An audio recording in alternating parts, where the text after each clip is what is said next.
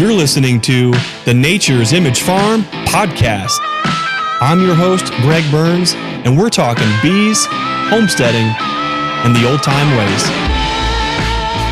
This episode is brought to you by EnduraHive wax-dipped equipment. The days of painting bee boxes are over.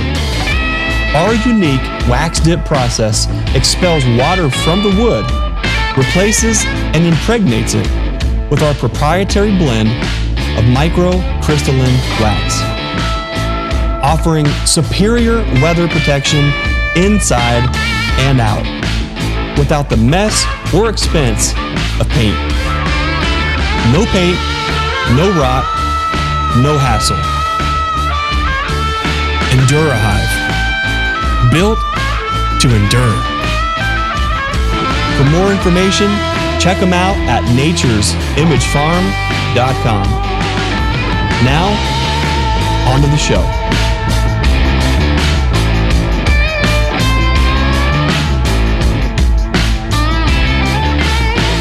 Here we are, smack dab, right in front of a brick wall for a lot of us. And if we make the wrong move, it could literally be fatal for the rest of the year. We'll get into that tonight. Whether you're listening live tonight on the Nature's Image Farm YouTube channel, on the replay later, we want to thank you for spending time here at the Nature's Image Farm podcast for another Stream Team Beekeeping Chat. Bruce, before we get going, what's the latest news in Dothan, Alabama for Bruce's bees? Well, I think tonight we're going to answer a lot of those questions because this is the time of year down here where we're just kind of in a holding pattern. Try to get through the next couple, 3 months and get them ready for winter. So we're already working on 2025 down here. And honey's in the barn, so to speak. Hay in the barn, honey in the barn, whatever you want to call it. But it's our honey is done. We had a record crop this year. If you watched my videos, we had 9,300 pounds of honey, 155 5-gallon buckets, which equals 775 pounds. And it was just an amazing honey crop. And now let's just keep these mites under control, keep the hive strong, keep the beetles under control, and make sure they've got weight and just get ready for winter. And so down here too, we've got cotton that is beginning to mature and starting to bloom in some areas, which is a good thing if your bees are close enough to be able to get to that cotton, especially if it's irrigated or if it's kind of rainy. If we have some rain, that keeps that cotton growing and keeps the nectar. I'm not sure exactly the mechanism of cotton. I think it's a little different for how the bees actually, get the nectar or food from the cotton. Gus Mitchell described it, and it's a little bit, I don't understand it necessarily, but I do know cotton is a good source for bees if it's in the proper soil and the proper water content, and it can really be beneficial. So it's been hot and humid. It's Alabama. It's supposed to be hot and humid this time of year. So we're just trying to kind of recover in a way because I really enjoyed this year. It's been a really amazing year. Lots of great times, but I'm kind of tired. It's kind of that little letdown period, I guess, after you go through something for so long, for many weeks, if not months. But now I can't let down. You can't let down now. You've got to just keep rocking and rolling. And I think we're going to talk more about all these things tonight. How about you up there in Ohio, Greg? Yeah, Bruce, this is, we're literally at a major fork in the road this time of year. We'll definitely get into it tonight, but we're going to talk a little bit about that. What was your plan for this year, and have you met those goals? Were you able to get close? And if you're still pushing to see, okay, can I get there? Are you pushing too hard? Are you exhausting your resources? Are you setting yourself up for failure? What are some things that we can do to help mitigate that potential loss? Identify some of those areas of risk. And then what can we actually do about it? That's exactly where we're at right now.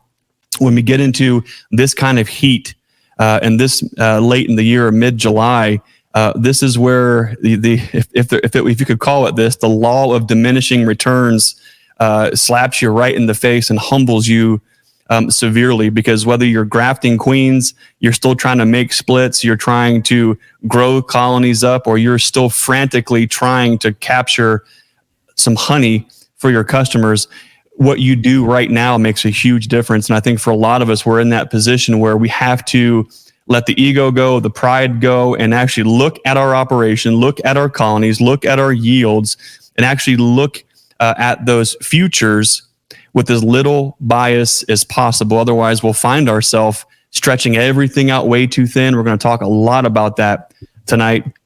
If there's anything that I've done really, really well, Bruce, over the last few years, it's probably stretching our resources too thin, trying to push too hard, trying to make too many things happen that just are not going to work out.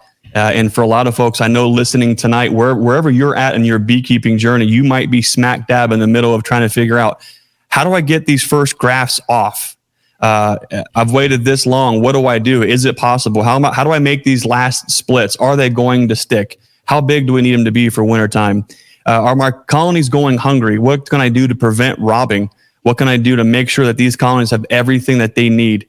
And I think we find ourselves in a time of the season where things happen so quickly that if you're not prepared, then you're going to find yourself caught by the short hairs, and that can be an absolute fatal move. Bruce, some big news going on here at the farm. Number one, Beak Meet 2025 we are scheduled. The stream team is going to be there, and we're really excited about this. We'll be speaking at this conference. Greg and Susan, both. We're going to tag team a talk on building a bee business. We have done a lot of things the hard way, and we want to share our journey, how we got here, and kind of what we're about and how we make this thing work. It's going to be an awesome talk. It's going to be interesting. I don't know that there's a lot of tag team talks like that, especially when it comes to building a business. It's one of those talks, Bruce, where it's going to be a lot of my wife was right, and I had to figure all those things out the hard way. So that's going to be a lot of fun. At the Beak Meet 2025 is going to be held January 25th at the Mid-State Technical College campus in Wisconsin Rapids. Awesome speakers. Of course, we're a little biased. The stream team's going to be there. Me and Susie will be there. But guess who will also be there live in the flesh, in person? The one, the only, Ian Stepler is going to be there. Fred Dunn's going to be there in person. We got Mike and Laurie Lawrence, Adrian Quinney, Jeff Horshoff, Mr. Ed is going to be there in person. Chris Hansen, Rick Schneider, and Dr. Jerry Brewerly. Man, so many great things going on in Wisconsin. We are absolutely honored to be a part of that conference. So big news. For more on that, check out cwbees.com as they are starting to fill out the website and get more information up there. But you talk about a fun time. That's going to be awesome. Can't wait to get up there. Some other big news, Bruce, is we have been nominated by the Muskingum Soil and Water District for Conservation for Educator of the Year for our area. So that's kind of cool. So we're looking forward to kind of seeing what that's about, helping spread awareness about conservation, both soil and water, especially when it pertains to beekeeping. It's a big opportunity to reach a lot of folks who, they think about plants and flowers and bees and food, but sometimes it's limited to honey on the table. But there's some big picture things to think about. And it's been a lot of fun over the last few years, especially this year, bringing people in here to the farm for those educational opportunities, speaking at conferences, to give people a little bit more insight as how beekeeping fits into the greater ecosystem and the environment, and protecting soil and water and conserving both when it comes to honeybees is a big deal. And it's one of those ripple effects. So it's going to be, so stay tuned for that. That's going to be a lot of fun, a lot to talk about tonight, Bruce. We also have some giveaways later on tonight. We'll show you what those are here in a little while. But if you're joining in tonight live, welcome. If you're checking out the Nature's Image Farm podcast later, we appreciate you spending a little bit of time with us. Bruce, let's get right into it. Beekeeping preparedness. One fatal move can make all the difference in the world, guys. This is not a political platform for us to share our political beliefs and such, but we are ones that have no problem. We don't wear things on our sleeve, but we have no problem sharing what's on our heart and what's on our mind. And I think unless you've been living in a cave, you've been aware of the most recent events here within our culture here in the United States. And when I say one move, one little move is all that it takes. One move can be fatal. One move can actually save not just your life, but your beekeeping operation. That's a big deal. There's so much I want to say. There's so many things I want to dig into and talk about, but I think we've all had these thoughts. We've all already talked about these things. But what's really important, I think, as we move forward, as we're charting out these courses for our personal growth, our spiritual growth, our growth in our business, is we make sure that our compasses are aligned and our compasses are heading true north. If not, you're going to be in for a really bumpy road. So let's talk about that tonight, Bruce. As we get into the heat, as we get into some of the big situations, Bruce, we'll just kind of go back and forth, ping pong here a little bit. Bruce, in your neck of the woods down in Alabama, you tend to hit some of the weather issues way sooner. Either your grass is greener way sooner, you've got drones sooner, your honey flow is sooner, but also your intense heat and dearth is also a lot sooner. As we start to stretch into the big risk factors for your operation, Bruce, what is the number one thing on your mind right now? Well, before we move on, Greg, we got some people just joining us. I thought we'd mention Brian's unable to make it tonight. We miss him, but he should be back next week. So I want to make sure we recognized. Looks like he's in the chat, but he was unable to be on tonight. So anyway, just wanted to mention that to everybody. So we're going to wing it tonight, Greg, and I think we're going to be able to put together a pretty decent show. The number one thing that I'm concerned about now, that was the question, right? Well, I think this has been a mystery to me for the last several years. I've struggled this time of the year. It's the most difficult time of year for me. We're just on the very beginning of that time frame. The bees typically, most of them have plenty of weight on them. They have honey in the hives this time of year, but these big, strong monster colonies that you saw in my videos just 2, 3, 4 weeks ago are now beginning to decrease in population. And so I think probably my biggest concern right now is the mite load. I think as obviously the mites grow with the bees in the springtime and they increase their numbers. And one of the challenging things for me has been, I actually start stacking honey super sometimes in March or April just to kind of get a head start on the bees. And so I don't like to do treatments once the supers are on, especially any type of Apivar or anything like that you're not supposed to use with honey supers on. And obviously the things that you can use with honey supers on are temperature sensitive. And so it's just a real tricky thing. I think not just for me, but for everybody to figure that out. And so I'm just kind of, just nervous as this time of the year approaches because we get the honey off and then, as the population begins to decline, once the honey is done, we hit this dearth. At the same time, all those mites, this is kind of my theory, just a real simplistic way of thinking it. We might have had percentage-wise, maybe a percentage, like if you have, let's just say, whatever number of bees, if you've got, just say a mite load of 2%, okay, just say 2%.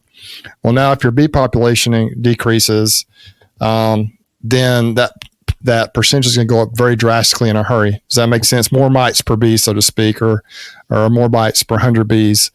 And so I'm concerned about it. And I had a study done. If you watch my channel, Auburn University came down and did a study, and they did some mite washes as part of that study. And I had an infestation, at least in that one bee yard. I'm sure it was probably across the board. I must have had quite a few more mites than I anticipated. So what we did to address that is, as we pulled honey, we put Apivar strips in the hives, pulled the honey off. At the same time, we just dropped those Apivar strips in there. The study they were doing was actually based on it was to check and see if my bees, or my mites, so to speak, because when we're raising bees, we're raising mites, if they were resistant to amitraz-based products such as Apivar. And it come to find out my mites were not resistant at all. And so it's an effective treatment, very effective according to the study. And so if you want to see details, you got to go back and watch the study and the results. But so we dropped Apivar strips in. It's going to be interesting for me though, because when we harvested honey, we dropped strips in every colony that we pulled honey from on the 21st of June. I harvested from my last bee yard one we couldn't get done at the cell tower 2 weeks later. And we dropped strips in about the first probably 8 or 10 of those colonies, something like that, about a third of those colonies, if not a few more. But I couldn't find all my strips, and so I ran out of Apivar strips. So I ordered my Apivar strips immediately, and it was another week. I just got those strips in actually the last couple of days, and so they're like 3 weeks behind what the original ones were, 3 to 4 weeks behind. And so I'm going to be interested to see if my colonies that I waited to put the strips in for whatever reason crash at a higher rate than the ones we got them in early. Does that make sense? Mm-hmm. I've had tremendous results in the past of using Apivar. What I typically have done, though, is I pull honey, and then I go in a week or two later and put the strips in. But this year, I got them in much earlier on a majority of my colonies. So that's the number one concern. Of course, as the bees begin to back off on population, it creates issues, or it creates opportunities for other pests, such as hive beetles. That's another concern. This year, I have been applying Grub-X around the colonies, and so far, I haven't seen a lot of beetles. I've seen some, but not like usual. But once again, my number one concern, I think, at this time of the year has been the mites. And so that's kind of, yes, what the number one concern is. That would be my answer. Yeah, I think a lot of folks, depending on where you're at, that is a part of the plan moving forward. But where we're at, Bruce, I think the number one thing, and I think we're all going to have a little bit different of a number one thing, based on where you're at in the country, what your flow is looking like, what your flow was, what your flow is you're projecting, how hard you're trying. Are you getting too greedy on trying to capture just that last little bit, and you've got supers on and you're doing this and you're doing that, trying to move all these things forward?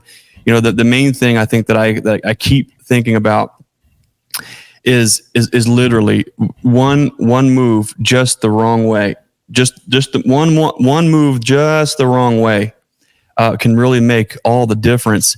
And right now we are mindful on mites, but when beekeeping is a part of your business, you have goals, and you've got points that you need to hit. You've got metrics that you're trying to make sure that you're following through on.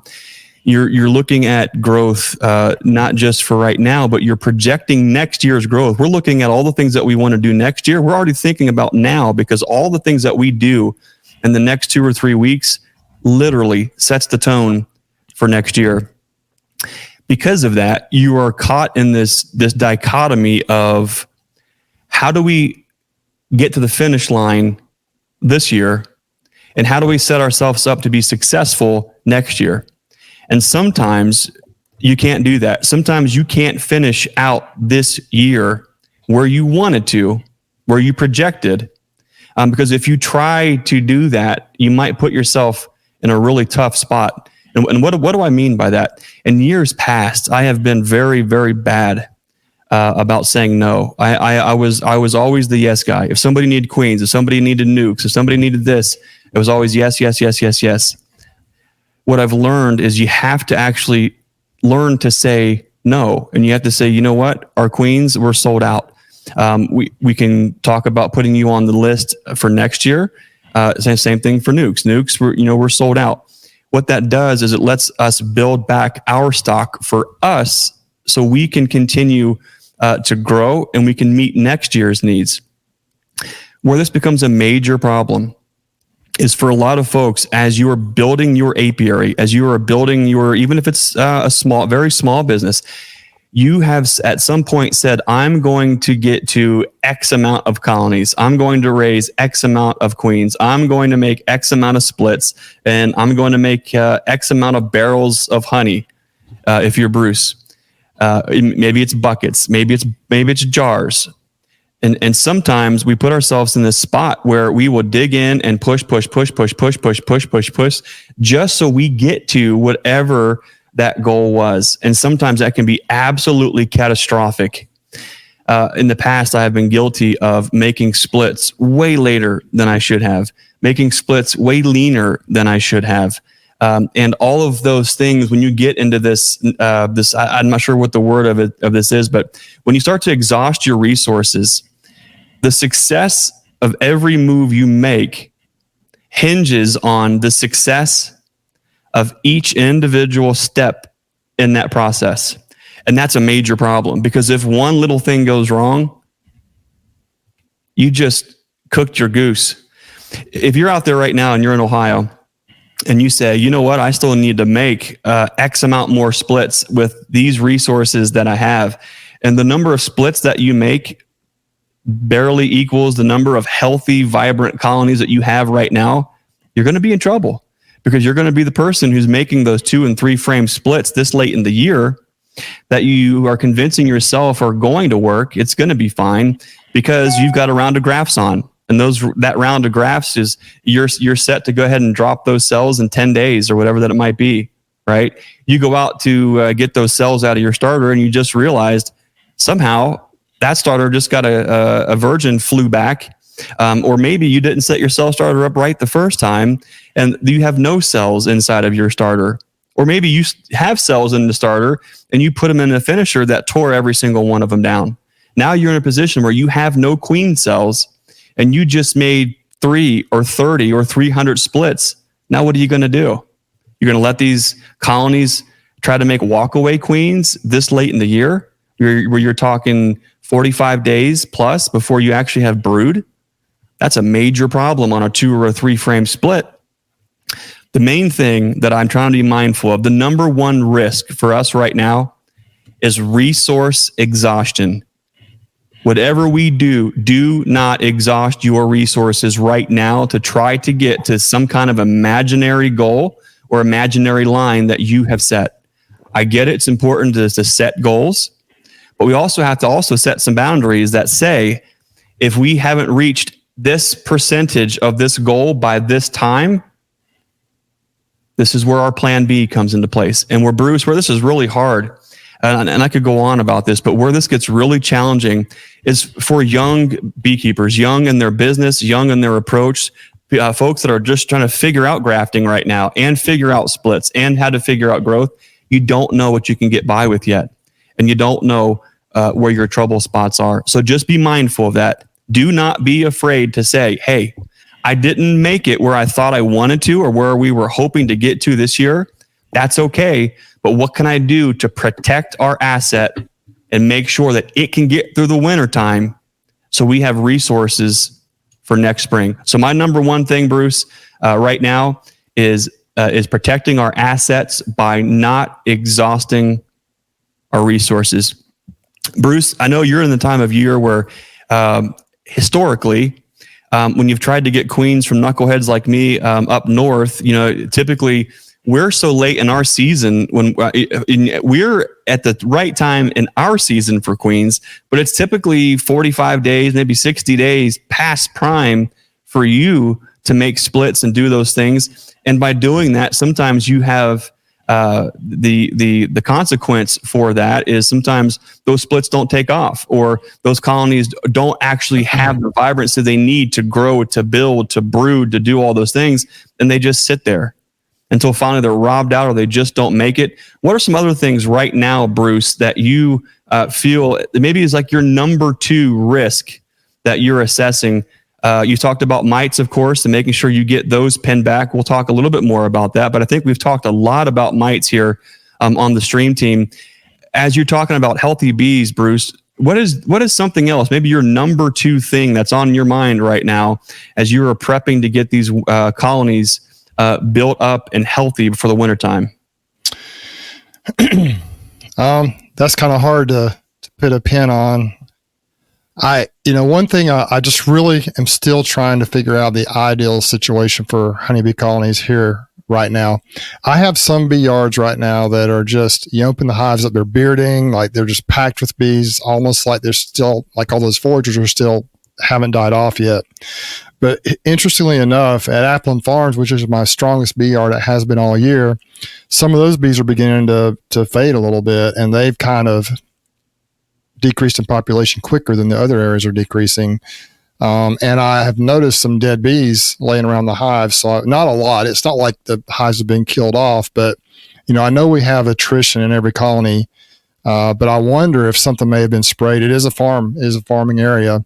There's a lot of corn right there close to the hives, and it's a produce producing farm. And so I I don't know that they've spread anything, or if maybe the bees at that particular location just peaked a little bit sooner than other areas. But my concern is just keeping them strong. One of the things I deal with, I'm kind of like you, Greg. It's like protect your resources. I still have this urge to split, to try things out, to do things, and I believe and so. But I've kind of learned if you just leave these big, strong colonies alone and monitor them, make sure they have weight, make sure they're looking healthy, and you kind of peeking on them every week or two, and don't get in them and keep messing with them this time of the year. That's often the best strategy. One thing I listened to I listened to the stream team that was on Brian's channel a couple of weeks ago with Randy Oliver, and I really took some things out of that. One thing that Randy talked about was combining colonies. He's not afraid just to put colonies together to keep them strong. And, the way they split them to avoid swarming and then put them back together, a lot of strategies he mentioned on there. But I think some of that can apply this time of year too. As I have colonies that are beginning to crash or back off in population, I can always combine those with stronger colonies and have a better chance of survival through the winter instead of just watching them and being nervous about them surviving. I wonder if I would have done that up in Ozark last year with all those queens, if I would have combined some of those that were weaker, if that would have helped. But I just wanted those queens to do well so bad. And those hives, I think, actually ended up with some nosema problems, some bacterial infection type problems. And so I don't think it was so much the queens. I'm not even sure if it was when I split them. I think that was part of it, but they just had some issues. They just had some problems that, when you're in the middle of a dearth and they won't take food, there's something wrong. There's got to be something going on with the gut. And so, and there's some testing done, and they did have some nosema issues. And so, but my number 2 concern would be just making sure I keep the colony strong. And I've got to figure out how to do that. Cayman, he takes the honey off in single deep, sticks another deep on there, and he starts feeding them like crazy to draw out comb. That is doable here. My friend Tyler does that, and I've thought about doing that. Instead of trying to split them down and break them down now, if I have a resource for queens, or if I can start making queens earlier in the spring next year, I can run through the winter as strong double deeps and then just split the deeps. If I make splits in March here, which is extremely early for some, you guys might be thinking I'm crazy, but here it's not that early. I mean, I could very easily, if I have a resource of queens, and if it's a nice spring and I can even make my own queens, I can really just ramp up my operation, keep them strong through winter, and not have to worry about just trying to keep them surviving through late summer and through the winter if I break them all down. So my number 2 concern is just figuring out how to keep them strong, how to keep them alive. That really is it. And when to kind of throw in the towel and combine the colonies. I'm not sure how to, this is my most nerve-wracking time of the year right here. The early spring and late winter, early spring here is nerve-wracking, but it's fun because you really almost can't. I mean, you can mess up, but it's hard to mess up then. But this time of the year, it's nerve-wracking because you'll have these great big monster colonies that will just crash. And so I'm still trying to figure out how to avoid that. But I think just trying to figure out how to I guess the concern is the correct strength to have the ideal colony. Maybe that's what I'm trying to get at, to have the correct strength of a colony to be prepared for winter and then be able to hit the ground running in the spring and reach my goals for 2025. That's probably the best way to, I just talked for 5 minutes, but that's probably the best way in a nutshell. What is this ideal size colony to be set up in the best situation for next spring? Hope that answered your question. You hit some really good points there, and some of these points are, this talk tonight is kind of a mental stretch, for all of us as we are thinking about this. We're trying to just throw some ideas around and pose some questions, so our friends here listening can start to think about these things in maybe a little bit different way. A lot of us beekeepers have been guilty of, right? We've got a colony that overwinters, and we see how big it is. And the first thing we're thinking of, okay, how big are they going to go? Are they going to produce a honey crop? How many frames of brood is there? Can I go ahead and split this out? Can I split it out and get a honey crop? Should I get the honey crop first and then split it out? Should I bypass the honey crop and just split it out and go for numbers? What are my goals? how's everything looking? And it goes back and forth, back and forth, back and forth. But if you get into the early part of the year where you can do no wrong in the bee yard, you've got bees who are in tune with their surroundings, and they are building on these natural flows, these big booms in food, where they are literally making hay while the sun is shining. And there you can see it in their health, their vibrancy, their prolificness. And then all of a sudden, as we near that summer solstice, things start to change. It starts to get hot. Plants start to dwindle. Food sources become scarce. Bees start to brood down some. They get a little bit more defensive. And if you actually once you have enough experience looking at it, Bruce, like early in the year, when these bees are really booming and their wax platelets are really stimulated, you have beautiful white wax, white cappings on your brood, and everything just looks so gorgeous. But what happens, even on those new frames, later in the year, right? That brood wax starts to get recycled. It starts to get darker. All of the wax in the colony starts to become a little darker, a little darker, a little darker. It kind of signifies where they're at with their physical nature, what food is coming in, how their body is reacting, what their machine can and can't do. And as a beekeeper, it's really hard to look at that and judge that and say, okay, this is a colony of bees. They've got from point A to point B, and we're taking them to the finish line, which is, let's say, for us, the end of November. How much more will they grow? What are their limitations going to be? And there's something, Bruce, that I call right-sizing a colony for wintertime, and it's exactly what you just mentioned. What is the right size that this colony needs to be to successfully overwinter? That's a loaded question. And that's going to be a conversation we'll definitely jump into here in the coming weeks, is right-sizing your colonies for wintertime.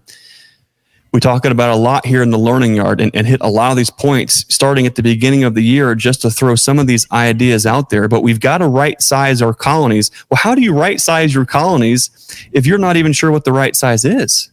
You've got to build a little bit of experience to say, okay, under these conditions, under these mite washes, late fall, under this many attempts or tries of getting this size colony through the winter, with on average these weather conditions, December, January, February, March, here's what they look like in the spring. I mean, that's that formula is nearly impossible to figure out, and it's going to be wildly different for everybody. And oh yes, by the way, it matters that you're genetic of bees too.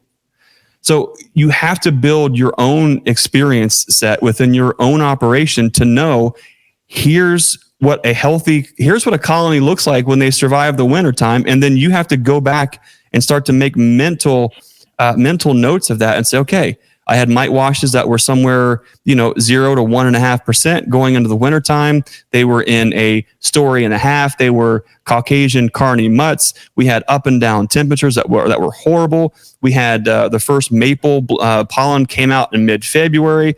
Here's the colonies that rocked and rolled. What do they look? You start to make mental notes, and you start to build muscle memory, I think, with those things. And that same muscle memory, you build that mentally, where when you're in your bee yard in July, you're looking at a colony and you're saying, oh, they're not going to make it. What do I do? Am I going to drag this thing out because somewhere inside of me, pride, ego, or just poor calculation, I'm saying I have to have X amount of colonies going into the wintertime, so I'm really going to drag this colony out, right? We're going to keep this thing up on crutches all the way through because it's a box, it's a lid, it's a bottom, there's bees inside. You start to get good at making those calls quickly that you're completely detached from. For instance, today we're out and we shipped a bunch of queens today. We went out and caught a lot of queens, and we got those shipped out all across the country. I want to thank folks. If you have queens coming from us from today, we want to thank you. We really appreciate you. We had a lot of fun today. It was a gorgeous day out there catching queens. It was warm, but we had this breeze constant. I got fried. I got sunburned. It kind of wore me out. But what a gorgeous day to be alive on God's green earth, doing the thing that you love the most, which is queens. So I want to thank everyone listening for giving us the opportunity to play a special part in your beekeeping program by having our bees coming to you soon. Bruce, when I'm out there and as we're going through and we're catching queens, we're in different sizes of colonies, right? And what's on my mind right now is I've got a stretch of 4-way pallets that they're pretty much 5 to 6 frames of bees, and I'm on this borderline area where if I pull a queen out of this big colony and I ship it, which I did, I know that queen, when it gets to their new home, when she gets there, she already has a history of laying slabs of brood. So the customer is going to get a very beautiful queen, right? On the flip side, I've got a colony now that is, anywhere from 3 to 6 frames in strength that is now queenless, and they have to have a plan. As I'm going through and I'm checking all these boxes and how we pull queens is a horse of a different color. It's a long story that I can't make short today. But what's really on my mind is as I'm going through a couple of these rows of 4-way pallets to pull queens, I see some colonies where when I dropped the queen cell, the last time that I pulled queens out of there, we had a poor return. There's no queen, and you start to sense that they're just at the edge of becoming laying workers. When we pull queens, we drop a queen cell, which is going to hatch either within 6 to 12 hours or 24 hours. And we drop it and we come back and visit that box 21 days later, 22 days later, right? I'm not in there checking up on them all. So when I go back to pull queens from those boxes, the ones that had a queen that didn't come back on a mating flight, or she's in there and she's not laying, whatever that it might be, you're in a situation where you've got limited resources that need some critical action taken. And sometimes folks really just want to drag that out. Bruce, what I've been doing is when I get in there, if I don't have queens that are laying and it's 3, 4, 5 frames of bees, and on the opposite corner in that pallet, I've got another one that just did that, rather than just kick this can down the road and, okay, I'm going to drop another cell. I'm going to give them another 3 weeks. In 3 weeks from today, on colonies that don't have emerging brood, there's going to be nothing in there. And you're going to be forced that you're going to be at a time of year where it is so hot, there's so little forage, you're going to have to pump so much feed on these little tiny colonies to keep them moving forward. You're going to put all this time and effort. You're going to devote a box and a lid and all of these things, a space in your apiary for a colony that probably has no chance of making it through the wintertime. So what I do, I take that box and I put it right on top of another one that needs help. And what they do, Bruce, is when you've got 3 or 4 frames in the bottom box and 3 or 4 frames in the top box, they all assimilate and cluster into the one bottom box. And now I'll go in. Now I've got a top box that has drawn comb, probably has some pollen, a little bit of food resources, and I'll take that box and I'll go put that on a queen right colony who is just at the edge of needing that next room with a boom and brood. Let them fill it out, and guess what? That colony is now ready for wintertime, because over the next 4 to 6 weeks, they'll fill that back up and they'll be exactly where they need to be. So right sizing your colony is something that we're going to talk a lot about as the season gets on, but you have to get good making those calls and saying, okay, you know what? This one, based on my past experience, this one's going to be questionable. This one is going to be squandering of these resources. This one's going to make it, and you make that call and you take that action and you move that asset forward. The number one name of the game is move the asset forward. It's not about moving number of colonies forward. It's moving the asset forward. And it might just be drawn comb. The 3 frames of bees that are old and tired and field forage bees this late in the year, that's not the asset. The asset is the frame, the drawn comb, the box, the lid. Move it on to something else that can move that investment forward. That's how I kind of think about these things, Bruce. What about you? Yeah, I like that. And I've done more of this year probably than ever before. If I just go into a bee yard and I've got some colonies that are either have a dead out or they're very weak, I'll just put it on some strong colonies and let those bees work it.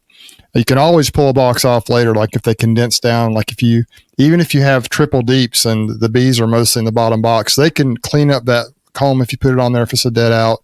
And like you said, the bees will figure it out. They'll condense down to where they need to be. you can come in at a later date and you can pull that top box off if they're not up there, and you can go store that box or put it somewhere else. But I've tried to, that's what I've started doing more is just moving boxes around, putting them on strong colonies, and getting them kind of protected that way. And then I do ultimately pull some and just take them and store them in the barn. But one kind of challenge that I have with that though is many of my bees are in either as you call it, a story and a half, a deep and a medium, or double deeps right now. Some of them because I combined them, we just talked about. Some of them because they were just so strong. And so if I've got extra equipment, extra resources out there, and I need to combine colonies, I don't want to stack a double deep on. If I got a really weak colonies condensed down into double deep, I want to put both those boxes on another colony. And so I do have some I've got that I split them up, put them on, just put them on some double deep strong colonies. And then, like I was saying before, those bees will condense it down to where they want to be and what they need. And you can come by later and pull that top box off. There is a concern down here. People talk about, you don't want to have too much space because of hive beetle issues. Right. So you got to kind of keep an eye on it. Pop the lid, see if there are bees in that top box, maybe pull a couple of frames and see if there's brood and food up there. If they've just cleaned it up, if there's nothing up there and they're not putting any resources in there, such as, then just pull that box off and go store it. Down here, hive beetles are an absolute, they can become an issue with too much space. So lots of times you'll see my colonies this time of year, they're bearding, like the hive's covered with bees. Well, that to me is a sign. Number one, of course, a lot of that is ventilation purposes with the heat and humidity. But you pop that box up, you can't see the tops of the frames. It looks like a strong spring colony. But at this time of the year, the chances of them swarming is just minimal. But they are going to be able to defend that comb. You may pop a lid, and Mike Berry talks about kind of leaving them alone this time of the year here in the South, because, what the bees do is they almost build almost like a prisons for the beetles. Like they herd them up there and they build propolis around them so the beetles can't escape. You pop that lid and the beetles go everywhere. And so it doesn't mean if you see quite a few beetles on that top, on your lid or in the top, it doesn't always mean you have a beetle problem. What it means is the bees are hurting them and keeping them where they need them to be. And then when you break that lid open, you're releasing havoc into the hive that they have to kind of corral them back up and try to manage them. And so those are just a few things that I try to, what I'll love to see year round, I'll just love to see down here in the South where it never gets super cold. I love to see just a lot of bees in the colonies. It does kind of freak me out when I have the Carniolan / Caucasian type bees where you just got a little softball, volleyball size cluster. Yeah. And it just doesn't look right because most of my bees don't do that. Most of them stay fairly strong. They continue to have a little brood through the wintertime.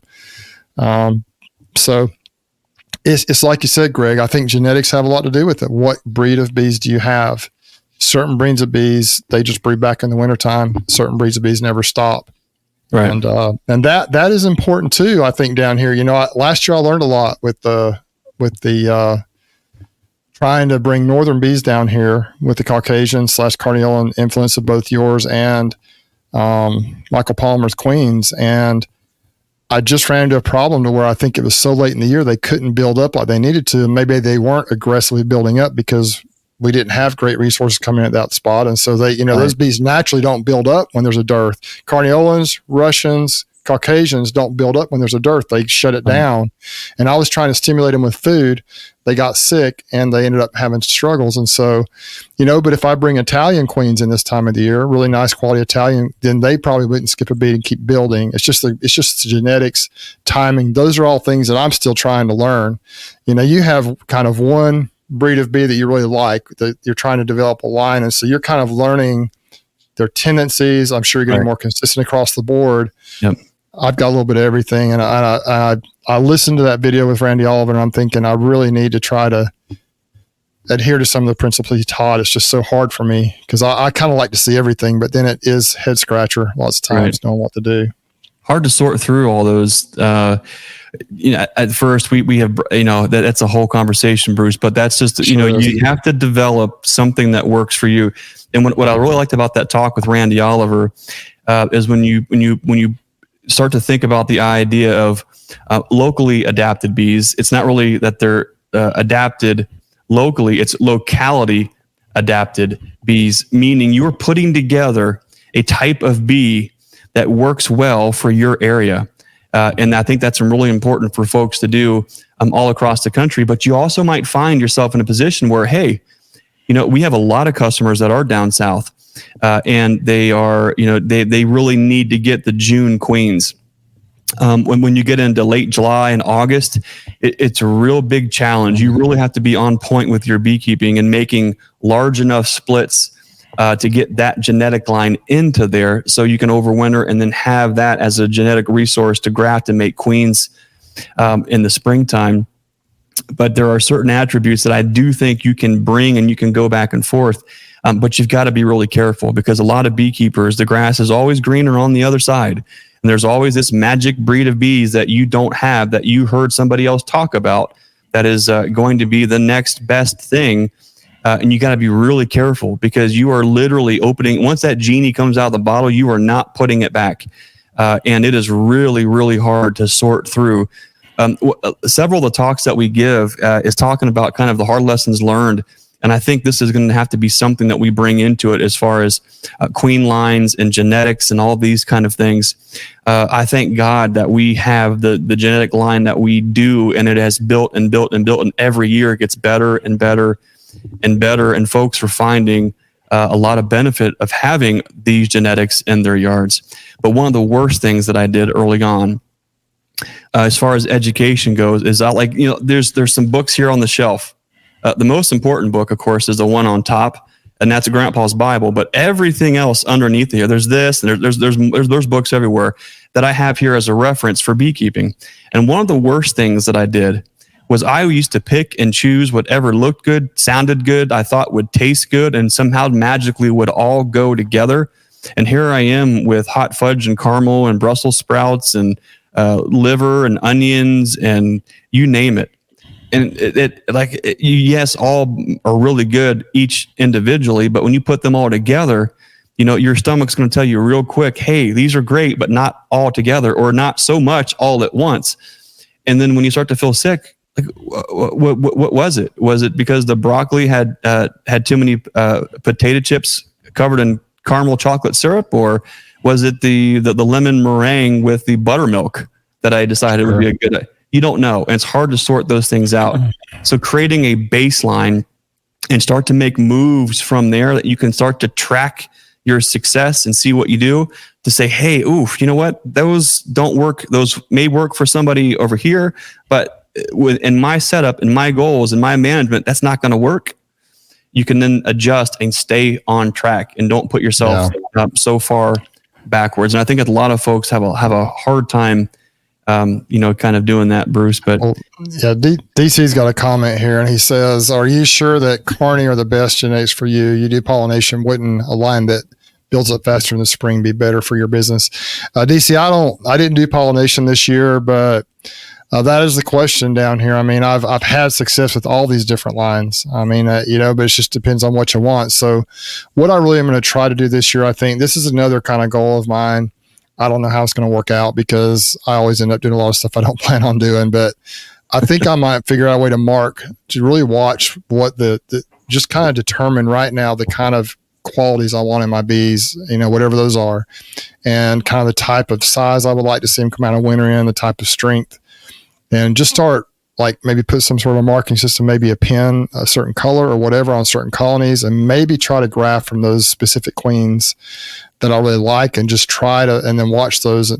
It's just really difficult for me with my situation from a time perspective, trying to work full time and do this, to really identify, it's just easier to order queens from somebody else and put them in the hives and then just manage those. But I really would like to get more to figure out what it is I really like the best, and then develop a line that goes along with those. And I think that what you're telling me, from your experience and what I heard Randy Oliver saying, is that when you do that, if you're watching your mites, if you're monitoring your mites, and if you're looking at, he said the number one thing is the gentle nature of the bees. Absolutely. That the attitude is the number one thing that he likes. Yep. And I know that's almost the highest on your scale as well. It is nice. Yep. And so, if you can just find the colonies that are really gentle and breed off of them, and then start picking those daughters, over time, you'll develop a line that can be gentle and mite resistant.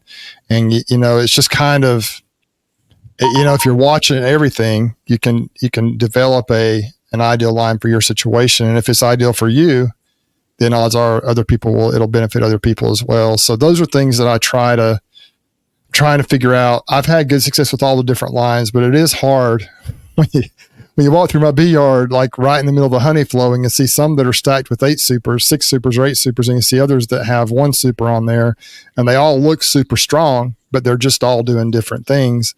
And then you pull the honey off, and then you go by a couple of weeks later, and or in the wintertime, you walk by and you have a double deep sitting next to a single. The double deep you can't see the tops of the frames for the bees in January, and the single has the volleyball size cluster that may have come from Greg, or maybe it didn't. Maybe it's Carney, maybe it's Caucasian, maybe it's not, but you really don't know.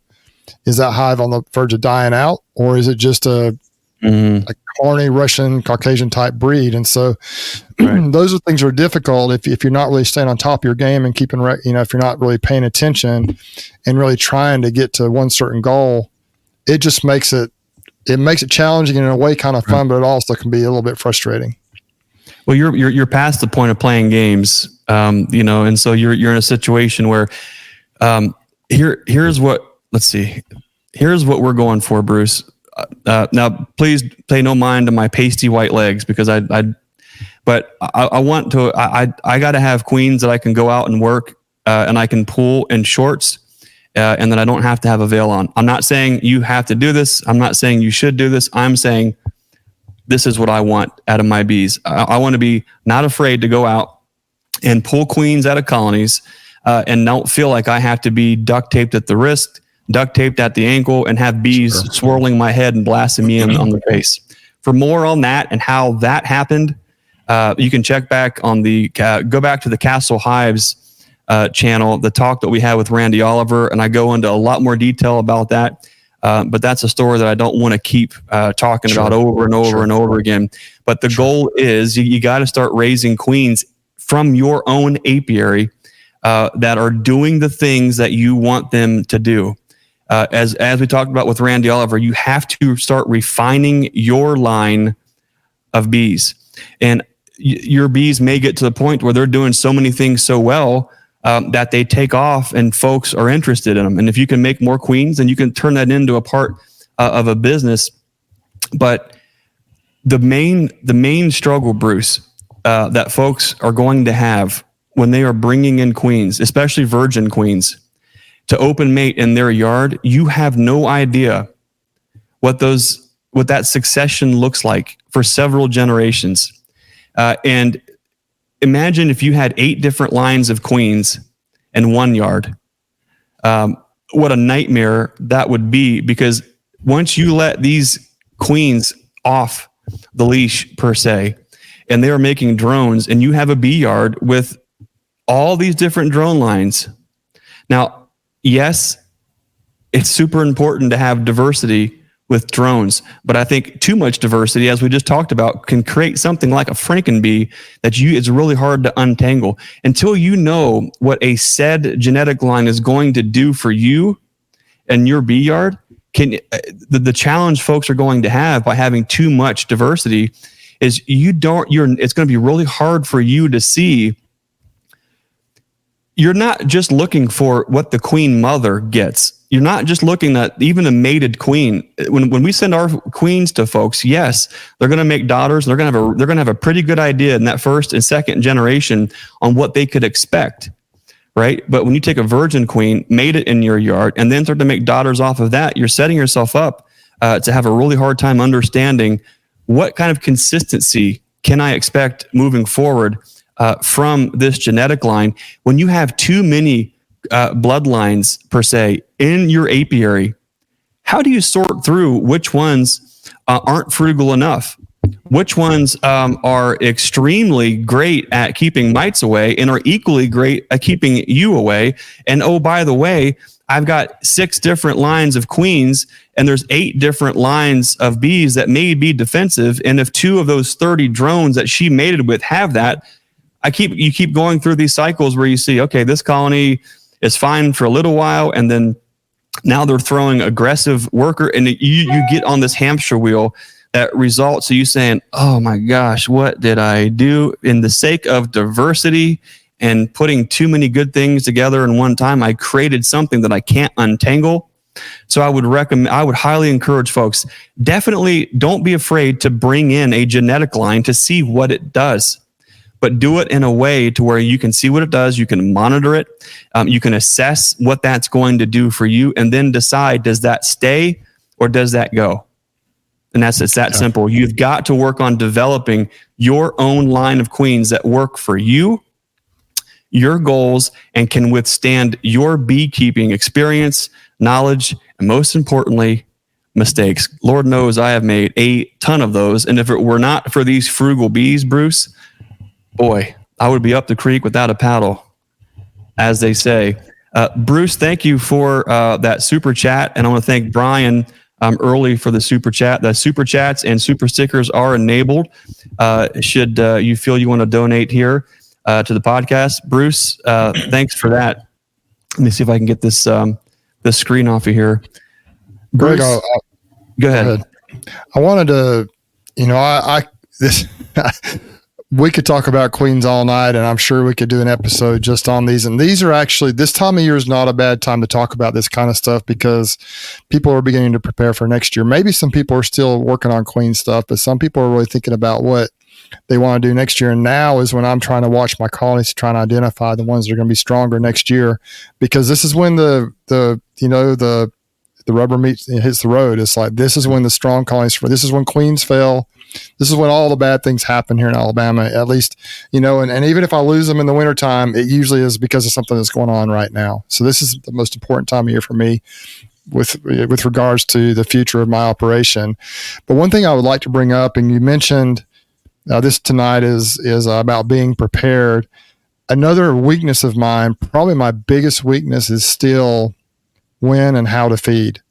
I still, when I pull honey off my hives, many times they've got so much left, they're almost honeybound many times. They'll have, 60,000 bees in a deep and a medium or a double deep, bees bearding all over the box and heavy because the second deep is full of honey, because the queen, they're starting to decrease. They're starting to draw back on the brood rearing because the dearth is beginning. And that's what I'm seeing now is, I'll pull, like, just when I put Apivar strips in some of these the other night, I pull the second box off. It's got quite a bit of honey in it. Almost no brood in the second box. I'd go down looking for brood to make sure there was brood in the colony, and might have one or two frames that have brood in them, right now. And so what's happening is right now we got lots of bees, but a month from now, we're not going to have a lot of bees. And so it's going to look like it's crashing, whether or not it's crashing. So I hear people talking about feeding in the summertime. I hear that all the time. I know people around here do it. My question is, if you've got weight on the colony, if you have honey in the colony, I guess what is really the purpose of that? Does summer feeding help keep that queen laying so that they don't get weak like that? Does summer feeding, what is the benefit of doing that? Obviously, if the hives are starving, you need to feed, but in many cases, mine aren't starving, and they seem to do okay. Like, you watch Mike Berry, and he doesn't do a lot of feeding either. He kind of lets the bees manage their food as much as possible, unless he gets in, feels like he needs to. And I've been kind of like that in the past. This spring, I probably fed more than I've ever fed before, and I had a record honey crop. Now, I didn't feed once the supers were on. Don't get me wrong. Right. It wasn't sugar water honey. But another interesting thing, Greg, since you guys did that video with Michael Palmer, I went back and watched one of his videos where it was like a class, like an educational thing at a conference that he did. Just learned so much bee biology from that. And I thought I knew how to read a frame, but watching him talk about when they feed, how they feed, I see Ian's on here. I know Ian does a lot of feeding. I think Ian just made a comment, didn't he? I believe I saw him checking in here. Maybe I'm wrong. I've been kind of trying to scroll and talk about him about going to Wisconsin. So yeah. So anyway, he's checking in here for a few minutes apparently, but I still haven't really, I know that you use the buckets to trickle feed. I know you love the buckets. Frame feeders are not trickle feed. They consume that down. Not.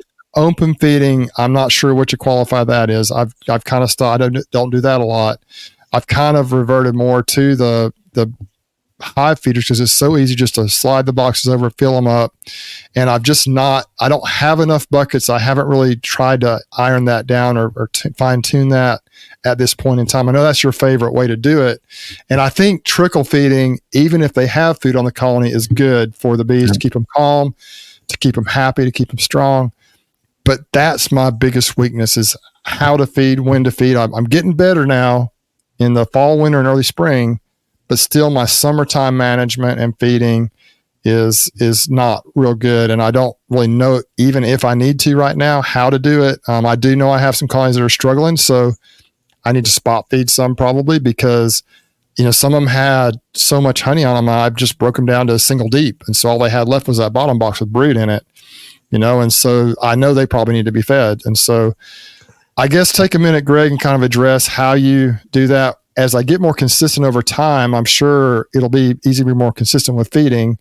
But right now, I'm not consistent. Right now, I got colonies that are still look like it's springtime. And I got colonies that are in a single deep that are boiling out, but they just don't have a lot of food in there. So how would you address the feeding situation in the summertime if you're in my situation? Well, thanks, Bruce. It's a great question. And just again, if you're just checking in, tonight we're talking about beekeeping preparedness. Literally, one wrong move can be fatal for the rest of your season.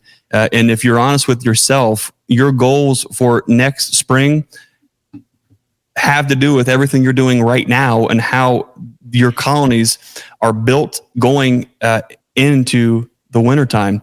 And so my number one thing, Bruce, to recap, was over-exhausting your resources, putting yourself in a position where no matter what you do, you have to work so hard, and every single little tiny step has to be successful to get that resource up to that next level where it's considered an asset. If one little thing goes wrong, the whole thing falls apart, and now you have a huge liability.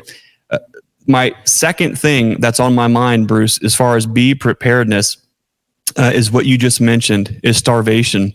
And it's a real deal. It happens even in times of flow.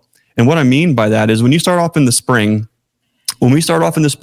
we primarily use bucket feeders. And the reason is there's enough incoming nectar that those bees, they feel that surge and they feel that timing, and they're in brood rearing mode, right? But sometimes we go through lapses where the different nectar sources may be staggered. It may be a 3 or a 4 or a 7 or a 10-day lapse. And so what we've learned to do is put buckets on to stimulate that flow and even out the ups and the downs. And what that does for us, what we have found personally, is it seems as though we get more brood per box because of that, and more consistently. That's a big deal because we have more assets to then split out or to use that as brood to make queens or to make nukes. Or if you're building it up for a future flow, you can work on that brood chamber, right, and get them ready and get that next series, that next box drawn so they can store it away. Where that's a real problem is after you get through that hump. The way that I talk about this and think about this, I'm sure folks sometimes get annoyed, but I look at every single box as an asset. And I'm either growing an asset or I'm losing on an asset. And so either way, I'm making moves to try to keep those assets moving forward. For us raising nukes and queens, we got to have brood, and we got to have brood that has bread and nectar surrounding it. What we're seeing is, when is it time to feed, and what kind of food delivery mechanism do we need, is largely based on where that colony is in its developmental process. Meaning, are they working up to getting so built out that they've got drones and such a nice sized colony that they're going to produce a honey crop? Or are they in this la-la land where they just can't quite seem to get past that? Where, yes, there's some brood coming in, but as soon as the brood's hatching, they're backfilling with nectar. They're not quite getting the vibe of the hive up built big enough to where they're starting to think about drones, to start to think about putting on a storage type crop. What we do is we just learn to kind of read the frames and read the colony. And for instance, right now, when I'm out there pulling queens, I'm assessing even these small colonies, what are they doing? And I'm always worried that they don't have enough food. Now, colonies that are in double deeps right now with 3 or 4 supers, I'm not even talking about that. I'm talking about colonies that we are working on right sizing for wintertime. Those are the ones that for me, I've got to be really mindful of. All the other ones that I haven't gotten around to pull the supers off of, I got to get out there and do that too. That becomes a whole other liability.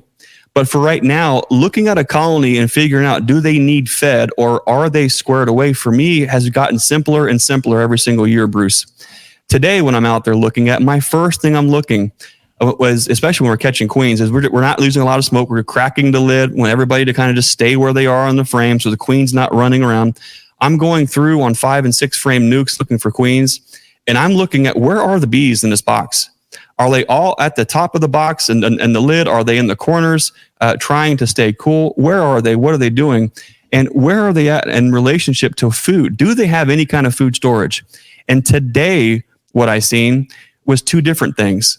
And it makes it even more frustrating. What I saw today was in the brood chamber, in areas where you have open brood, do I have bees covering the brood? Or do I have bees covering the food? Today, I saw an awful lot of bees covering the food, not covering the brood. Now, it was very warm. It's very humid. The brood squared away. But what I noticed is everybody's eating and they're digging into the food resources on the frame. If I don't see incoming wet nectar on the frames, then I'm automatically thinking, okay, do they have enough? Do I need to supplement?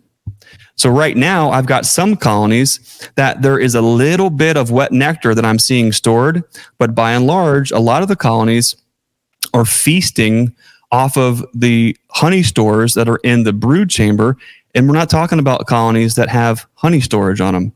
So I'm looking at that frame and I'm seeing, okay, the bees are telling me they're not feeding or working on the open nectar that's here. They're going right to the capped honey, and they're not on top of the brood. Where that becomes a problem is when all the attention of those bees, including nurse bees, goes to feeding themselves in that voracious type of way, and they're ignoring the brood. That's telling me there's not a lot coming in. What I've got to do is be really mindful in Ohio as we continue to make the last round of splits and the last rounds of grafts that are going on. I need every single colony to be stimulated and to be as close to that feeling as though they're on a nectar flow as possible. So for me, we switch. We started off in bucket feeders, but if I get into colonies that have no food at all, I mean, it is like they're running around the frames, their attitude's a little bit, they're on edge, there is no food storage. I'll put a frame feeder in, and I'll definitely fill them up and let them gorge feed so they immediately have that nutrition. But more importantly, they've got ProSweet, it's not even thin, it's thick, that they can then start to put into a storage situation, especially if it's over the brood nest area. From that point in time, once they get enough storage there and that initial hunger is satiated, when I start to see that on the frame and they're now back to paying attention to the brood and they have a little bit of storage, what I want to do is keep them moving forward. It's like if anyone's ever raised cows, for instance, there is probably a very exact formula for this, but all I have is my hillbilly intuition and experience. But if a cow, if she starts to lose her condition, right, and it takes you 2 weeks to figure that out, it takes you 6 weeks to get that condition back. It takes you way longer to regain condition than it does the time it takes for that livestock to lose the condition. Same thing happens in the brood nest with the bees. If you wait too long and you're opening up frames, and as you're pulling these frames out, you're thinking, holy smokes, this frame is light. There's nothing on it. I'm not seeing a lot of brood. I see a queen. They're running around kind of crazily on the frames. What is going on here?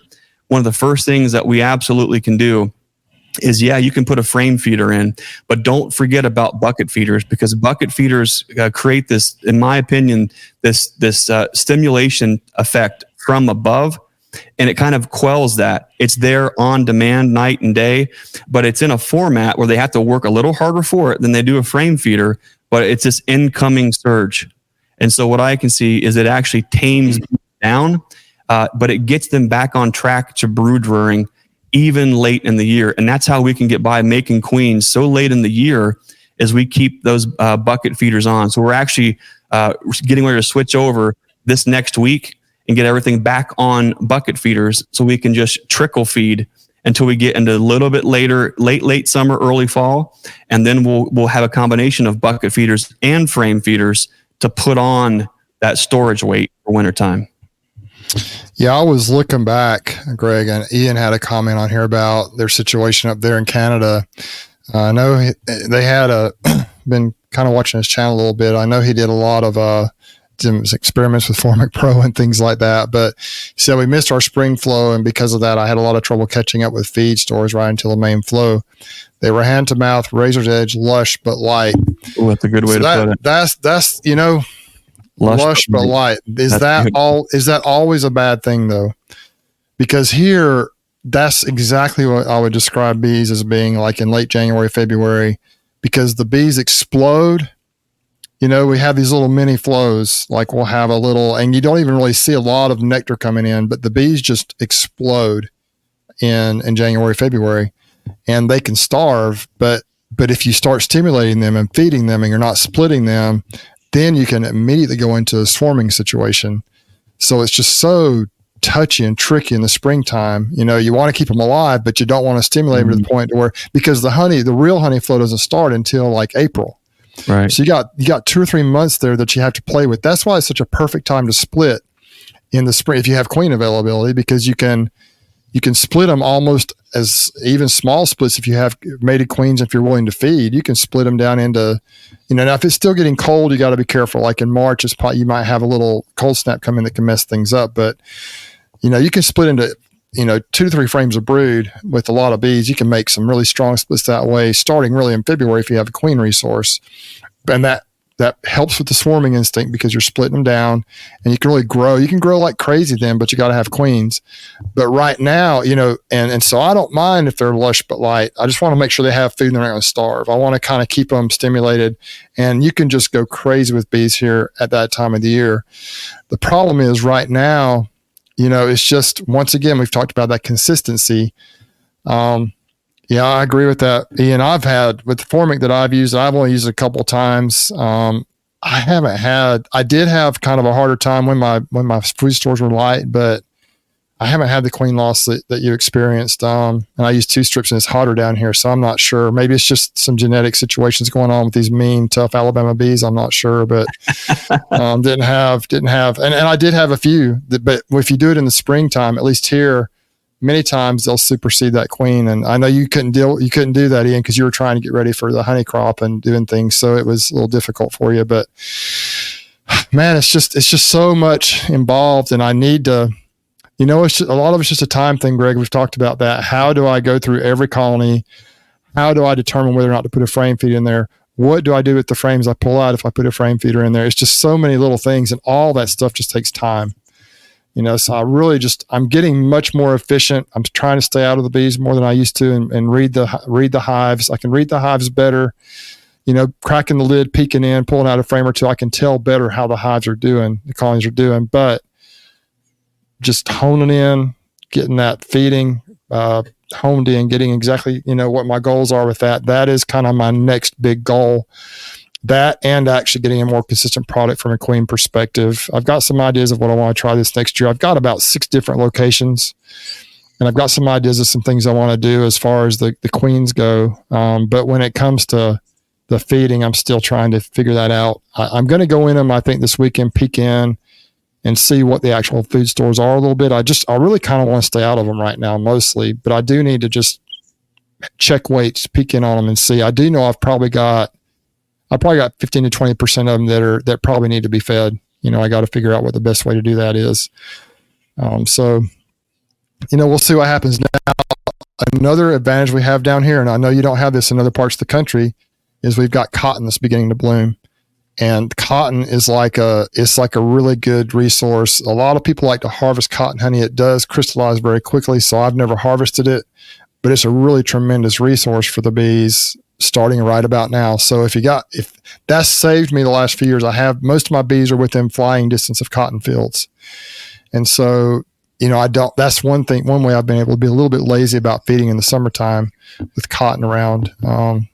And so that does help. So people who are in the South in the farmland area where you have a crop that blooms and produces nectar like cotton does, it can be a definite advantage. And I've tried to actively have my bee yards within flight distance of cotton fields for that very reason.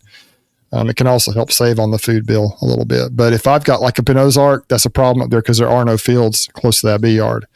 And so that's one reason I think last year I got in trouble. I think the bees were on the edge of starvation when I split them so hard. And then I did try to feed, but it was I put those bees through. I was not a good steward of those bees up there. I tried to be. The whole goal was to calm them down and to get some other bees in there, but I actually, it just kind of backfired on me. I split them in late July, early August. There was no food coming. It was a dearth, and a lot of them were in trouble. And I did feed them, but I didn't feed them that day. I didn't feed them right away. And so that may have affected the new queens. A lot of them were accepted, but maybe they didn't get a good start because they didn't have the food resources they needed. And then when I started feeding them a week or two later, it may have just been too late for them to really bounce back and be strong. And so, I think if you're going to do anything like that this time of year, it's down here. Now, I know, once again, I say for me, this is Southeast Alabama. This is hot, humid, the Southeast, heart of Dixie. Down here it's different than it is where you're at, Greg, and where Ian is in Canada. In Utah, Bracken right now is doing all kinds of stuff. There's a big honey flow. Right now is the ideal time of year for some people. But for us, we're in that dearth. We're in that late summer phase. And so for me, when you guys are most effectively making queens, we're about done here. And so people just have to remember when I'm talking, if you're living up north somewhere, you're different than me. You have to know your own climate and your own situation. But I think it's very important if you try to split bees when you're in any kind of dearth where they're not happily finding food resources. You need to make sure you feed, and I would probably recommend feeding them as you split them before maybe feeding them up even before you split so the bees are happy. Because I think acceptance is worse. Everything's worse if they're hungry. They're more spicy, they're more angry, and less likely to accept a queen and less likely to have success with growth. So don't split starving bees, I guess is the lesson. I think that's kind of what happened to me last year. And Greg, remember that year you and Mike Berry helped me out? Sure. Those bees were on the verge of starvation when you guys were down here. They didn't have a lot of food. And that's why you had 86 stings in your hands from a couple of hives there. And you finally relented and put on gloves. I think that was a big reason they were so bad, is because they were starving, I believe. Lessons learned from the past. Hopefully I can prevent that in the future. That's a big thing, Bruce. And when it comes to queen acceptance and also how queens take off, how well they do, I'm a firm believer that having well-fed colonies just ahead of that split and also after makes a big difference. And that's where bucket feeders for us really comes in huge. When we make those splits, we can throw a bucket feeder right on top and then come back with even if it's next day and we couldn't put that queen cell or and at that point would be a mated queen that we've pulled from our nukes into that colony.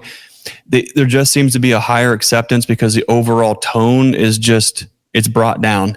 And so all the things that exasperate that, whether it's pests, whether it's food scarcity, whether it's weather and temperature, all those things do play a part into queen acceptance.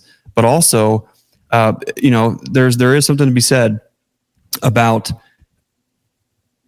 when we take a perfectly good queen out of a colony and cage her when she is really hitting a beautiful stride, and we cage her and we say, okay, stop. Exactly.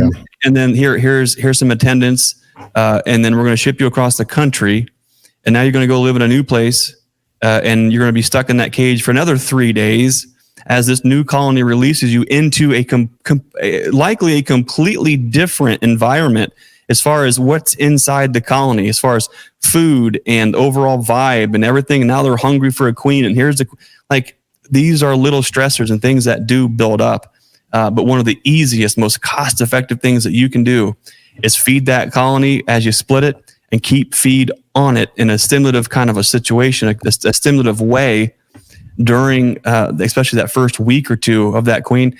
And we have just seen a big difference. Bruce, I've got some takeaways. I've got some tips, and then we're going to close out. But first, I just want to say that this episode tonight is brought to you by EnduraHive wax dipped equipment. A quick video, and we'll be right back with the tips and tricks, and we'll close out the show. Hi, I'm Greg Burns, founder of Nature's Image Farm and EnduraHive wax dipped equipment. Hey, as large family beekeepers, we saw a major need to do way better in protecting our investment with our beekeeping equipment from the elements for the long haul. So I coupled our practical beekeeping experience with our wood science background to create the EnduraHive wax dip line of beekeeping equipment. Our unique wax dip process expels water from the wood, replaces and impregnates it with our proprietary blend of microcrystalline wax, offering superior weather protection without the mess or expense of paint. Our equipment is protected from the weather inside and out, preventing box rot, fungal growth, and decomposition. That's a huge savings in both time and money. No more reworking tired, worn out boxes year after year. Our wax dipped equipment is proudly made in the USA. So protect your investment with EnduraHive wax dipped equipment. No paint, no rot, no hassle. EnduraHive, built to endure.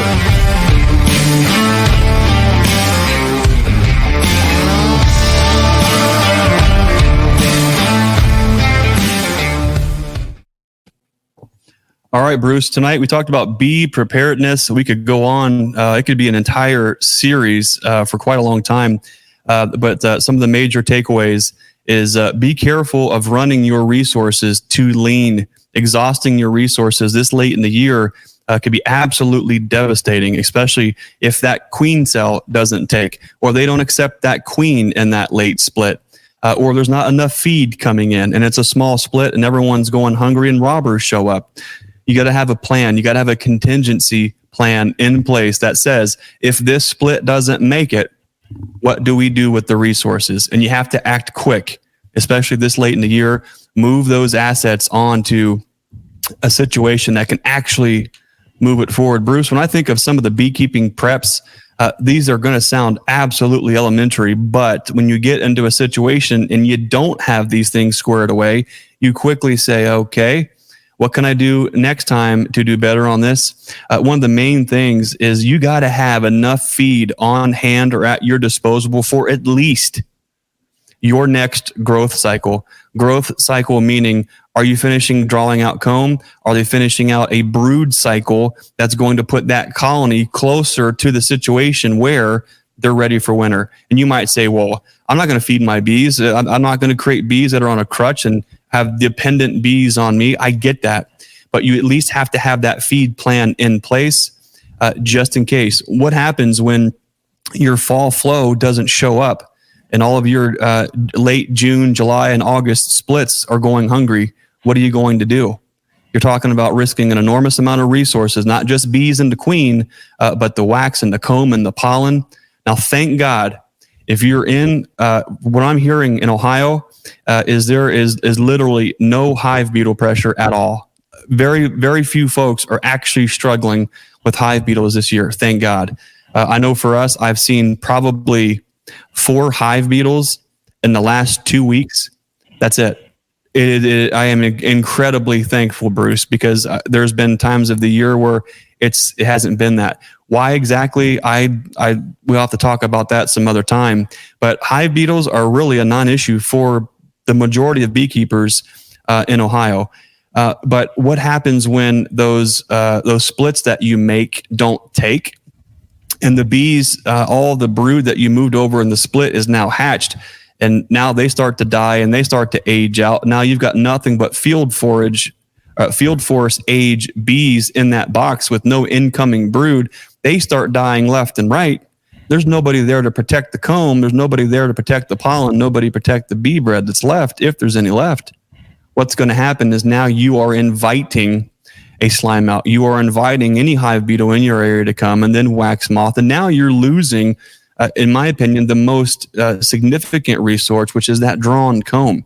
So put a feed plan in place that says, hey, here are my goals. Here's how I'm going to try to get there. If I don't get there this year, that's okay. But I've got to know that what I do right now is going to set me up to be successful next year. What are the things that we can do right now? Secure your food source. You've also got to be mindful and secure that equipment ahead of time too. It's one thing to say, yeah, I've got enough box to make this quick little split over here, but do you have the boxes and the frames and the lids and the feeders to put on that as that rascal grows? That's something that you probably should have thought about last fall and try to put a plan in place for earlier this year so you have as much equipment on hand all the time. Bruce, the worst thing in the world for me is you go to make a split. Oh, I don't have any lids, or, oh, I don't have any boxes, or, oh, I actually don't have a feeder, or, oh, you know what? The feed tote is at the other yard, or I hate backtracking. And so doing what you can, and I get it. Financially, it's hard. Physically, it's hard to think about that and to get all those things in place. But if you're growing your business, you got to have those resources on hand when you need them, or you're going to be setting yourself backwards. And if you are treating and you're feeding and you're doing all of those things and you're making splits, what is your plan this late in the year? If you've got a formic treatment that just nuked your bees because they were like 6-7 frames of bees and I really didn't give them a lot of extra ventilation, and we had a day it was like 86, 87, and we ended up nuking all the bees. What's your plan there for requeen? Are you going to find cells somewhere? Are you going to find queens somewhere? You got to line those things up, because I guarantee you, you are not going to find a quality queen from somebody. If you just happen to call and say, hey, do you have queens? You might get lucky. You might find virgins, and you may find a mated queen somewhere. But start to line up your provider the year before. And even if you place a small order in June and a little in July, or just in July or August, time all of your splits and your treating so that the queens you are getting are going to fall later in the year. That way you have a solid backup plan that says, hey, something happened, my queen's toast, I don't have any mites, but you know you've got queens coming. That can literally make or break it. And make sure you have a contingency plan. What do I do if these things go wrong? And that is not pessimistic thinking. I'm a glass half full guy all the time, but I know myself, and I know that the growth of my apiary and business, by and large, the limitation is me and the choices that I make, the decisions that I make, the choices moving forward. So keep that in mind too. The last thing, Bruce, that I want to add, and we'll turn it over to you.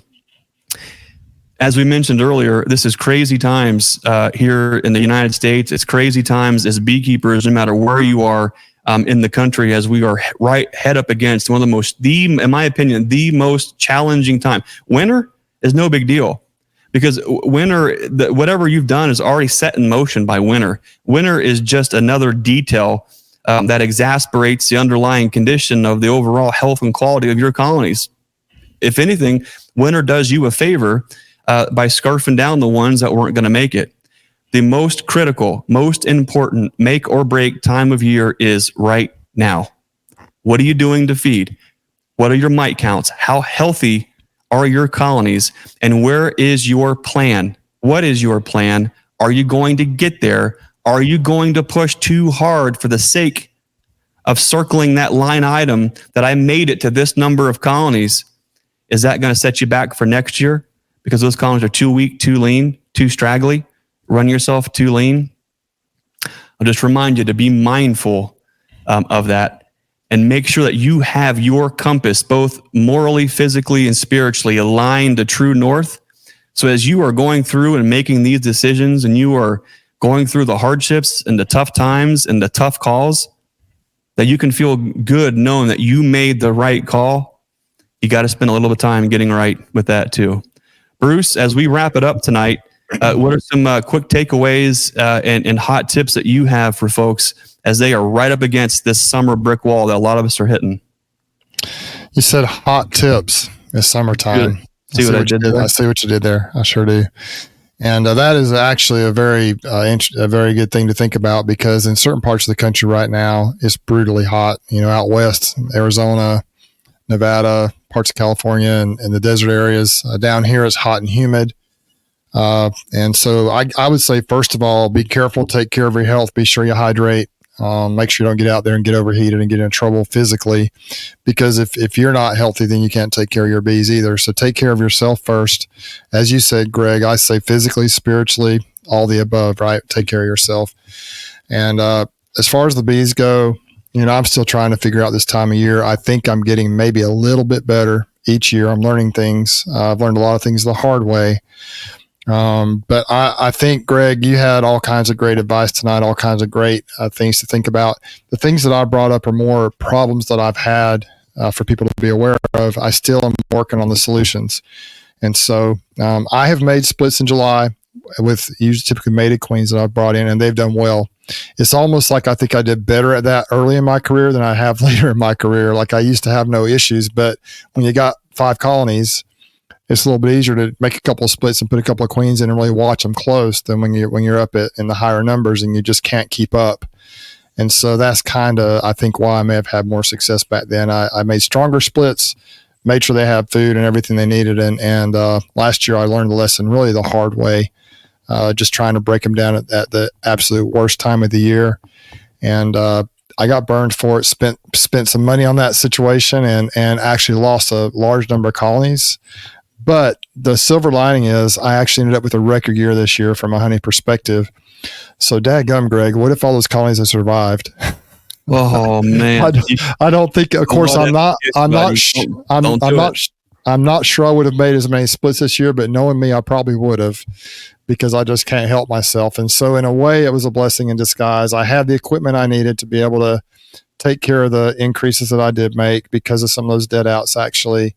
And I learned a lot of things. I learned more about hive beetles in the wintertime. I'd never experienced that before, and just a lot of things. So if you have a negative experience, if you have a frustrating experience with your bees, please just take that as a learning experience. One thing that I've learned is, with these darn mites, I wasn't going to treat my bees when I did. When we pulled honey from all the bee yards except one that day, we pulled honey with the tremendous crew we had. I usually wait a week or two and put the treatments in. I usually like to get the honey off fast, harvest the honey, get honey out of the way, and then go in and put the treatments in. But thank goodness Auburn University called me and decided they wanted to come down and do some testing on my bees, and gave me that phenomenal information that I needed to get the treatments in. When I found out I had high mite loads, I put the treatments in immediately. As soon as we got that honey off, they went in the same day on almost all my colonies. The one bee yard, like I said earlier, was a little bit behind because we didn't get the honey off for a couple more weeks. But I'm hoping that'll help me limit my loss this year. Maybe that's my problem, what it's been the last few years. And I have done testing in the past. I don't test all my colonies, but I've done some, and I've never seen mite loads like they got in those washes they did. And so whatever I did this year, I had a high mite load. I addressed it immediately. If you are in a situation, if you have a bee inspector come to your house, and if you have a mentor or anyone come and talk to you and they say, oh my gosh, this is what I'm seeing, you need to get mite treatments in now, listen to them, because they've got that experience. If you have the same type situation where someone comes in that has from your area that recognizes a problem, maybe it's feeding, and they recommend you need to get some food on these bees, like you, Greg, for example, if you go to visit, help somebody else out, and you say, hey, listen to what they say and go ahead and do that. And you can avoid a lot of problems that I've experienced over the years by being hesitant. Greg, you mentioned turning things just a little bit. It can make or break you, literally. It can make or break that colony of bees. Sometimes losses are inevitable. They're going to happen. I mean, you're going to have some bees, for whatever reason, that just don't make it. But you can definitely minimize and improve your situation if you learn how to recognize the problems, if you listen to folks that know what the problems are, And if you actually try to apply those principles, and you'll get better and better as time goes on. But it's just an experience thing. I learned so many things last year, and even this year I've learned some things. But last year with the losses I had, Greg, I was discouraged, man. I was real frustrated there. I was so frustrated when I lost all those colonies. I mean, I was just like, am I still even able to keep bees? I spent all my time in December and January. I spent so much time in the Ozark bee yard. I would go to my other bee yards and treat the oxalic, but I didn't break into those colonies. So I was so frustrated. But then when I left that bee yard and went to my other bee yards after I'd neglected them for a while and they were all booming strong, my hope was restored. And I realized that, hey, maybe I can still keep a few bugs alive in boxes. And so I guess if nothing else, I would say just really stay on top of the mites, stay on top of the food, keep the pests down, and just try to keep your bees as healthy and vibrant through this time of year so they can build in, so they can be strong enough to tolerate, get through the winter, and you can have a great 2025. But man, dude, that's what beekeeping is all about, isn't it, Greg? It's like so many things to learn. Even people who have been doing it for 40, 50 years or their whole life still learn things from these bugs in a box, man. And it never stops. There's always something new, always a new pest, always a new product, always a new line of bees. Every colony you have, if they're open mated, is going to be just a little bit different. Right. It's just going to be, no matter what you do, there's going to be just a little bit of personality with each colony. And that's one of the most beautiful things about this tremendous hobby that we have and this tremendous business that we have. And Greg, what other hobby, quote unquote, can you have that actually pays for itself or you can actually make money? There aren't very many of them. Most of them are money. They've always, caused me, cost me money, and there's just something about these bugs in a box. There's just something so special about them, about that connection, about the divine nature, as you and Mike Berry and Tim McCandless and so many folks mentioned in that Bugs in the Box video on our channel. There's just something special about those bugs in the box. That doesn't mean it is just always hunky-dory and everything is always beautiful, because things happen. We're dealing with livestock. We're dealing with the natural element and the natural world, and here we are trying to be in the middle of this and be amidst of it and be a part of it. And a lot of times, I think the greatest risk to bees are actually probably the beekeepers. And there's a lot that we have all got to learn about that. And you've got the rough times and you've got the roller coaster rides. You have the times where you go to that out yard and you are just sick to your stomach. You go to that one out yard where you were putting all of this hope into, and the reality of the situation is right there in front of you. And you can look at it and say, okay, well, I can just, what am I going to, you can find ways to justify or to keep digging in or keep this certain thing going. Or you can just say, you know what? No pride, no ego. That didn't work. How do we move forward from here? And then you go to that other yard or that next box of bees. And Bruce, what you just said there stirred something up with me. When you said you went to the other yards and they were booming and your hope was restored. I want to share this. Proverbs 13:12, hope deferred maketh the heart sick, but when the desire cometh, it is a tree of life. What a beautiful thing. We need that hope. We need that hope restored. And when that hope is restored, it just springs up a well inside of you and gives you that ability to keep digging in, keep doing that thing, keep pushing forward, keep trying, trusting that there is a future, trusting that this is the calling, trusting that these things will work out. And so I love what you said there, Bruce. It's that time of year. And this is the time where a lot of us beekeepers just absolutely hit the burnout brick wall. It is that time of year. And it is not the time of year to get comfortable and get complacent, because complacency, as we all know, kills and can kill. Bruce, especially when you posted that video, and it showed the topical thing of Trump and him just turning and just the direction of that bullet. It's easy to see, okay, it's a bullet and it's a human and wow, that could have been bad.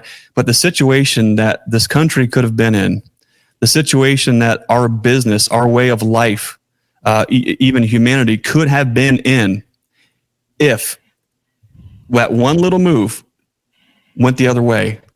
The same thing, it happens in life over and over and over again. And so we got to be mindful of that. Everything is so fragile, but we have got to have hope in the future and hope that there is a plan. And this is my own personal opinion, but I do feel as though God has a plan for us all. And that's what we do. We wake up and we walk every day in that light. And we take the hard times along with the good. We just keep pushing forward, keep moving forward, knowing that there is a reason for all of this. And all we're doing is walking in that light every single day. And so looking forward to the next beekeeping chat. Bruce, I think it'll be on, whose chat will that be on?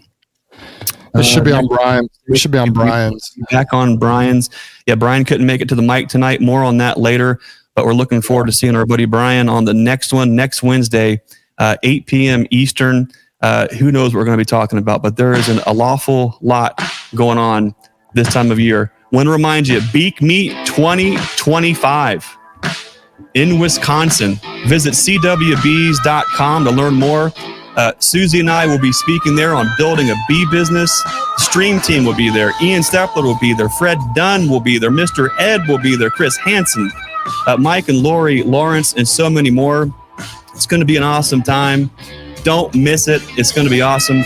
We love you guys. We appreciate you. Thanks for making this podcast special. Thanks for making the stream team so special. We'll see you next time. As always, I want to remind you to be the lighthouse and be the change you want to see in this world. We'll see you next time. Thanks for watching.